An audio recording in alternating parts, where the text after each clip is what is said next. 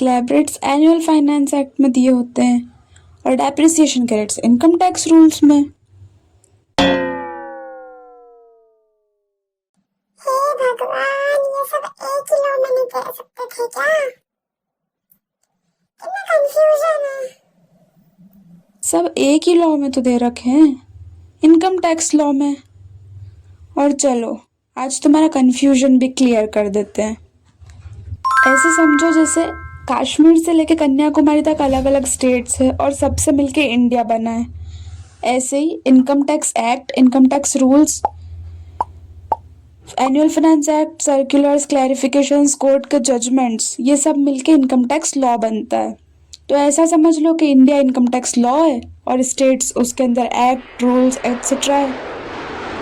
इसका मतलब ये है कि एक्ट जो है वो लॉ के अंदर ही आता है, लॉ का एक पार्ट है और लॉ का वाइडर स्कोप है। लॉ के अंदर एक्ट भी कवर हो जाता है। अब अगर क्लियर हो गया हो तो अच्छी बात है, डाउट हो तो कमेंट में पूछ लो और कंफ्यूजन क्लियर करने के लिए सब्सक्राइब भी कर लो।